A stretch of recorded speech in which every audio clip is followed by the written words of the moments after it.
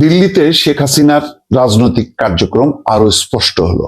এখন সরাসরি তিনি বৈঠক শুরু করেছেন আওয়ামী লীগের বিভিন্ন অঙ্গ সংগঠনের সঙ্গে। যুক্তরাজ্য আওয়ামী লীগের একটি দল শেখ হাসিনার সঙ্গে সাক্ষাৎ করেছেন। এখানে বলা হচ্ছে, গণঅভ্যুত্থানে ক্ষমতাচ্যুত হয়ে ভারতে পালিয়ে যাওয়া সাবেক প্রধানমন্ত্রী শেখ হাসিনার সঙ্গে সাক্ষাৎ করেছেন যুক্তরাজ্য আওয়ামী লীগের একদল নেতা। লন্ডন থেকে যাওয়া যুক্তরাজ্য আওয়ামী লীগের 5 নেতা 21শে জানুয়ারি দিল্লিতে শেখ হাসিনার সঙ্গে সাক্ষাৎ করেন। এই নেতারা হলেন যুক্তরাজ্য আওয়ামী লীগের সভাপতি জালাল উদ্দিন, সাধারণ সম্পাদক সৈয়দ সাজিদুর রহমান ফারুক, যুগ্ম সাধারণ সম্পাদক এবং সিলেট সিটি কর্পোরেশনের সাবেক মেয়র আনোয়ারুজ্জামান চৌধুরী, সাংগঠনিক সম্পাদক আহাদ চৌধুরী এবং যুক্তরাজ্য যুবলীগের যুগ্ম সাধারণ সম্পাদক জামাল খান। লন্ডনে এক সপ্তাহের সফরের শেষে 26শে জানুয়ারি তারা লন্ডনে ফিরেছেন। নাম প্রকাশ না করার শর্তে যুক্তরাজ্য আওয়ামী লীগের এই প্রতিনিধি দলের একাধিক সদস্য প্রথম আলোকে সাক্ষাতের বিষয়টি নিশ্চিত করেছে। তবে এই সাক্ষাতের বিষয়ে দ্বিতীয় কোনো সূত্র থেকে যাচাই করা যায়নি। শেখ হাসিনার সঙ্গে সাক্ষাৎ করে আসা আওয়ামী লীগের নেতাদের একজন বলেন, কঠোর নিরাপত্তা ব্যবস্থার মধ্য দিয়ে সাক্ষাৎকারটি অনুষ্ঠিত হয়। মোবাইল সহ কোনো ব্যক্তিগত সামগ্রী সঙ্গে নেওয়া অনুমতি ছিল না। শেখ হাসিনার অনুমোদনের পর নিরাপত্তা যাচাই শেষে যুক্তরাজ্য আওয়ামী লীগের এই দলকে নিরাপত্তা বাহিনীর গাড়িতে করে শেখ হাসিনার বসবাসরত বাড়িতে নেওয়া হয়। যুক্তরাজ্য আওয়ামী লীগের ওই নেতা প্রথম আলোকে বলেন, আমরা শেখ হাসিনার সঙ্গে সাক্ষাৎকালে প্রায় 5 ঘন্টা সেখানে অবস্থান করেছি। পুরো সময়টি তিনি আমাদের দিয়েছেন। তাকে বেশ আত্মবিশ্বাসী এবং প্রত্যয়ী মনে হয়েছে। শারীরিক কোনো অসুস্থতা তার মধ্যে লক্ষিত হয়নি, তবে সামান্য একটু ওজন কমিয়েছেন বলে মনে হয়েছে। যুক্তরাজ্য আওয়ামী লীগের ওই নেতা বলেন, ভারত সরকার দিল্লিতে একটি সুসজ্জিত নিরাপত্তা বেষ্টনীর মধ্যে বিশাল প্রাসাদে শেখ হাসিনাকে অত্যন্ত মর্যাদার সঙ্গে রেখেছে। শেখ হাসিনাকে সেবা এবং সহায়তার জন্য সেখানে অনেকে কাজ করছে। ওই বাসস্থানের নিরাপত্তা বলয়েও কয়েক স্তরে বিস্তৃত। শেখ হাসিনার ছোট বোন শেখ রেহানা নিয়মিত বিরতিতে লন্ডন থেকে দিল্লিতে গিয়ে তার সঙ্গে কিছুদিন অবস্থান করেন বলেও জানা গেছে।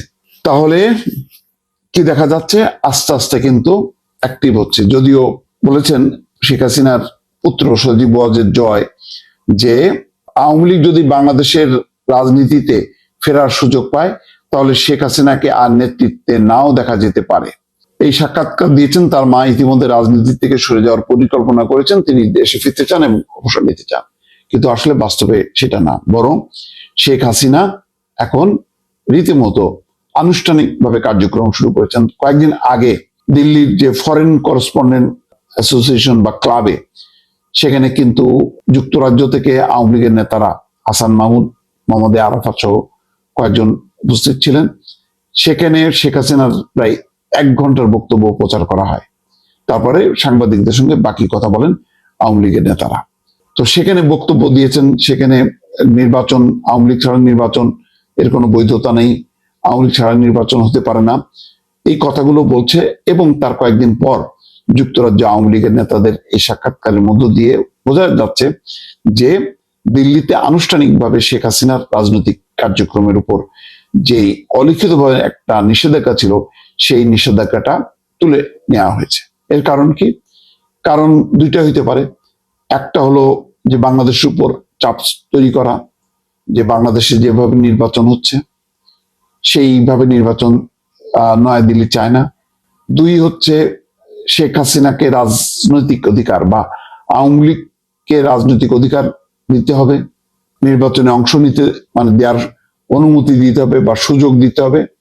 3 নম্বর হলো যে নানা কারণে বাংলাদেশের সাথে ভারতের সম্পর্ক যে তলানি, সেই তলানির পর শেখ হাসিনাকে অ্যাক্টিভ করার মধ্য দিয়ে ভারত এক ধরনের প্রতিশোধ দিচ্ছে বা প্রতিহিংসা চরিতার্থ করছে, যাতে শেখ হাসিনা যত বেশি অ্যাক্টিভ হবে সরকারের মধ্যে অস্থিরতা বাড়বে।